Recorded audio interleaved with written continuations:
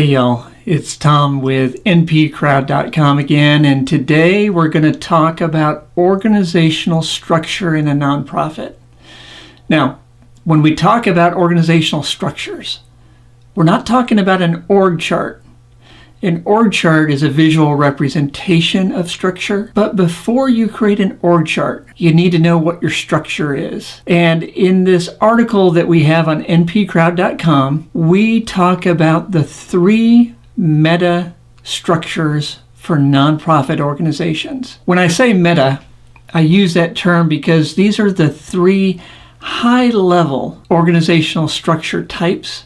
And underneath each of these, there are variations and other subtypes. But at the highest level, there's really 3 types, and you might be surprised by number 3. So let's get started. The first type of organizational structure is a vertical structure. It's the one that we're most familiar with. It's hierarchical. It goes from the top to the bottom with one leader at the top and everyone else taking their goals, strategy, vision from that top leader.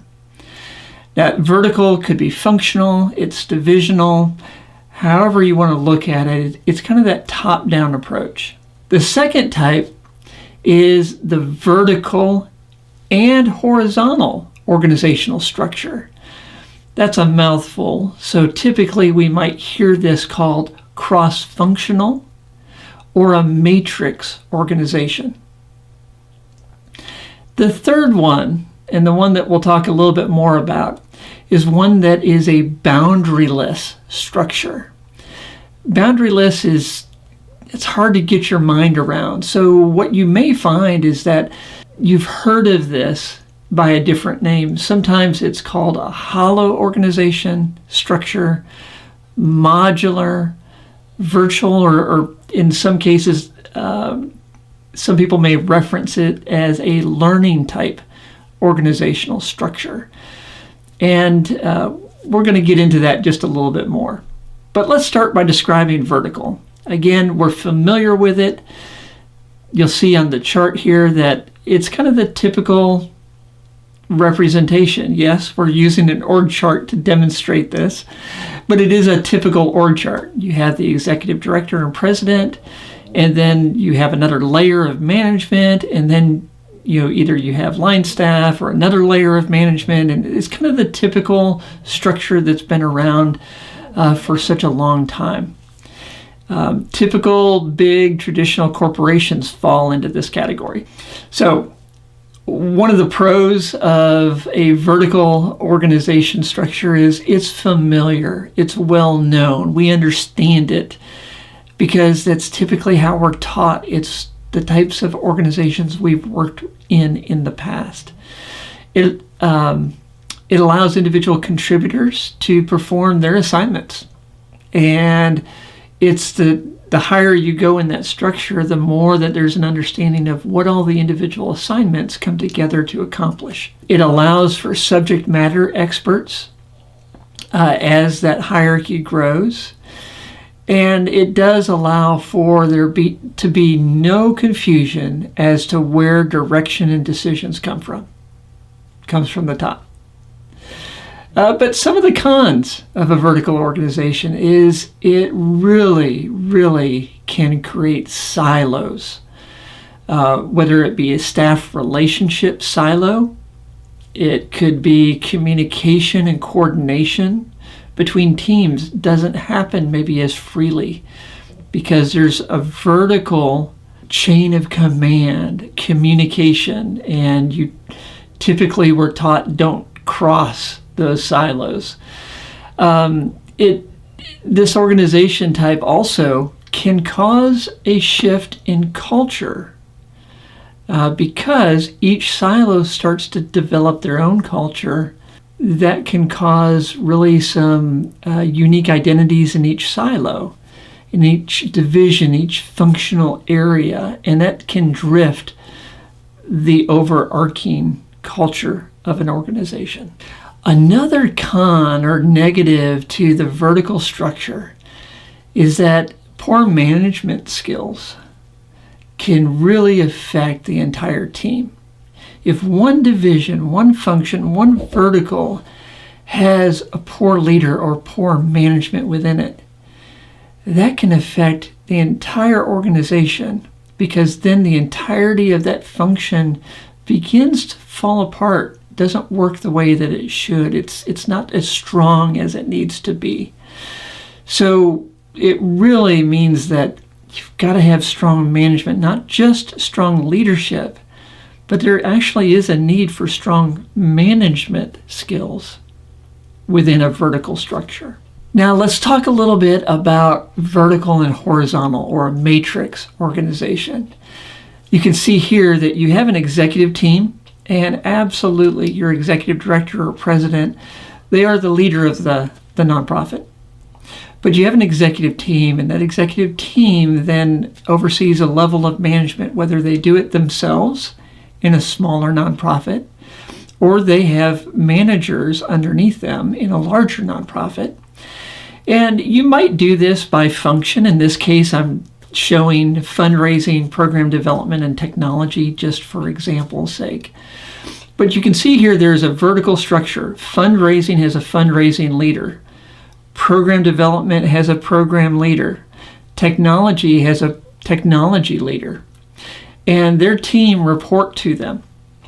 There's a functional accountability vertically. But you'll see in the colors horizontally here that there's a program team, program number 1. And that program team is made up of individuals in fundraising, program development, and technology. And all of those individuals in orange there, they are all responsible for the effective execution of program number 1. Program number 2 is made up of individuals from fundraising, program development, and technology. And those individuals are accountable for the effective execution of program number 2. And you can see here that there's an accountability both vertically to a functional leader, as well as to the execution of a program, a project, some other outcome that needs to take place.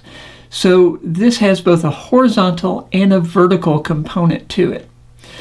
You know, one of the pros that's touted often about a matrix structure is that it promotes great teamwork and cooperation.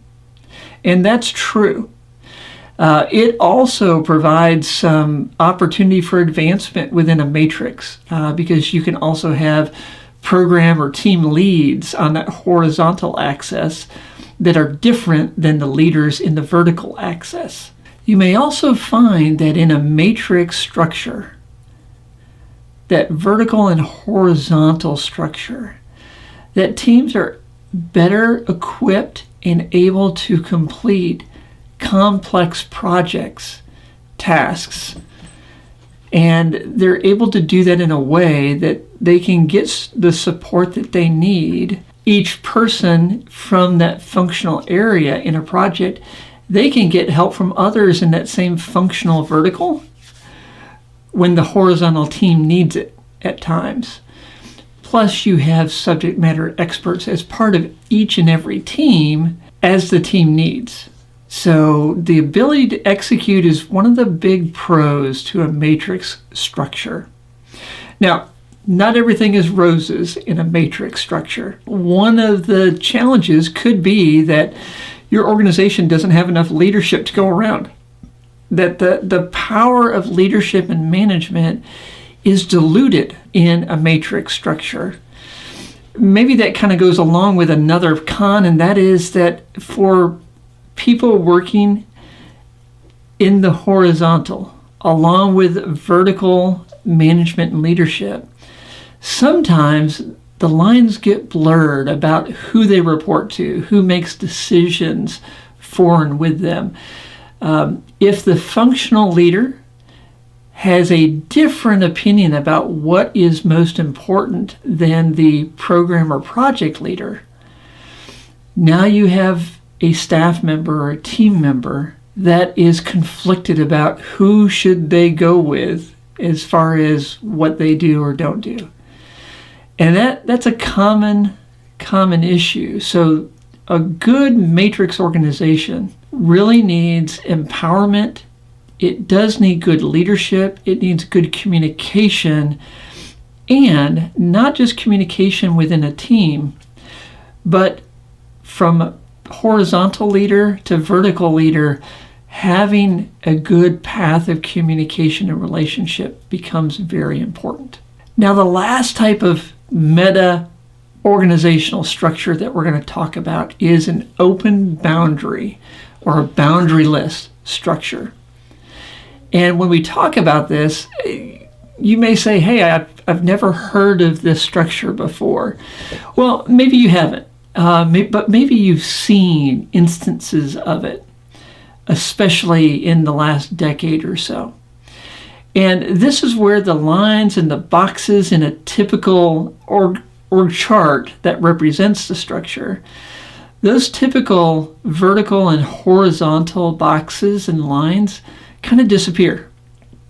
And instead, what you have is you have teams or departments that are created as needed, maybe a bit more organically. There's a little more flexibility to address growth opportunities here. What you're going to see as in this example is an open boundary structure, but it has a subtype, and it's really called a network organizational structure. And what we're representing here in the different colors is the blue. Maybe those are actual employees of your organization.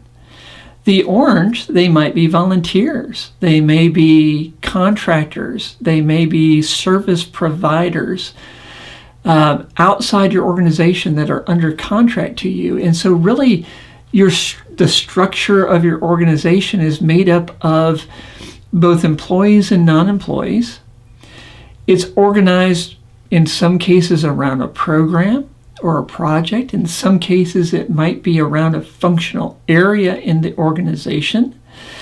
And the teams interact as needed. There can be lines between teams, in between sub-teams, if you will. It is an organizational structure that provides a ton of empowerment to individuals to work within a set of guardrails that you establish. And it does reduce silos of communication and coordination. Much like a matrix organization, one of the pros that's often talked about is greater collaboration between both team members and teams. Those teams are still focused on their organizational goals, but the way they do that is they have flexibility to bring team members or those that provide those services in and out of their team as needed. Now, one of the cons to this open boundary structure is leadership has to be super strong here. And it does need to be distributed throughout the organization because you need multiple leaders that are in charge at any given time. And for an organization that has a leader that really wants to be the one to say yes and no to things. They want to be the decision maker for the nonprofit. This is not going to be a structure that's going to serve them well, because what you need is individual leaders that have the ability, they're empowered to make decisions on behalf of the nonprofit towards certain goals and within certain constraints. But they get to make the decisions. This really does open up the possibility for more of a real-time problem-solving approach to both program and project execution. Another challenge is because there's a lack of clear organizational structure that we're most familiar with, reporting relationships with employees, with team members can be difficult for them to determine really who has the authority to make a decision, who is accountable for their performance, who do they need to be communicating with regarding their professional development. So it is something that really has to be thought of. This can't be a Wild West, hey everyone, you're your own boss, go do anything that you want. That's not what this is. But it is neither vertical nor horizontal. It is really more of an organic structure that changes over time to address different opportunities, challenges, and goals of a nonprofit. Now, when it comes to picking an organizational structure for a nonprofit, or maybe you already exist and you're looking at changing the organizational structure, I'd ask you to keep the 4 stages of growth in mind. Those 4 stages are startup, expansion, consolidation, and diversification. And this is a natural cycle in most businesses, and that includes nonprofits. In the startup stage, typically we'll see more of a vertical or hierarchical structure because, yes, everyone's wearing a lot of hats, but you've got the founder that has a very clear vision on what that nonprofit that they've started needs to accomplish to make the world better. What is the social impact that's desired? What are the goals? What are the functions that are needed? And so even in an early startup, despite what it looks like, there tends to be high centralization of decision making. From the startup stage, then you get to this rapid expansion. And that rapid growth coming out of that startup stage is something that can make or break a nonprofit. This is where rapid growth, if we don't change how we do things and how we're structured, where decision making lies, if we can't allow others in the organization to make decisions on behalf of the organization, we can only grow so fast. Rapid growth, true rapid growth, requires delegation. And so while in the expansion stage, we may typically see centralized structure, that still may mean a vertical organizational structure. We begin to see delegation. And that may lead towards a matrix or cross-functional structure in the expansion stage. Now, after a period of rapid growth, things can feel a little unwieldy. And so it's not unusual for an organization to then move into this consolidation phase where the things that were developed in all these different projects and programs, there's a need to maybe consolidate a lot of times the administration functions or the common shared services in order to systematize processes better, to increase your delegation.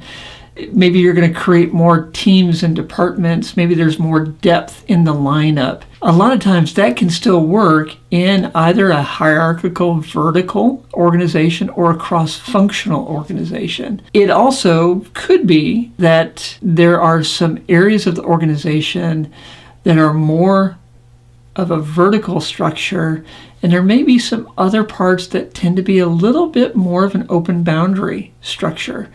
So I hope you're starting to see that this isn't necessarily a one-size-fits-all. Just picking one and the entire organization has to be that way. As you grow and get bigger, there may be kind of a hybrid of different structures that make up the right mix for your organization. Coming out of consolidation, then kind of that bringing in those core and common things into a systemized process, then there's typically a need to diversify again. So it's kind of that expansion and contraction, if you will. There's this repeating cycle. And in diversification, again, it kind of leads you back to that startup stage again of, hey, we've got some new things we need to try. Let's look for new opportunities in the marketplace. Having everything centralized is going to feel like it's a hindrance. It's really holding the organization back. So now we need to diversify. And that's where there typically is going to be a move towards a matrix or an open boundary structure as part of that reinvention of the organization. So when you're choosing an organizational structure, maybe take a look at what stage is your nonprofit. Are you in the startup stage, the expansion stage, consolidation stage, or the diversification stage? Well, I know this has been a little bit longer of a video, but it's important to really understand that this is just the starting point of picking an organizational structure for your nonprofit. Hey, if you don't know what else to do, stick with what we know, and that's a vertical structure. But do it in a way that you're empowering staff, empowering them to serve your constituents, to serve your donors, to serve the world that we live in, to increase the footprint and the impact that your nonprofit will have. Do some more digging. We've got more details in the article on npcrowd.com. And until we talk again, have a great day and be blessed.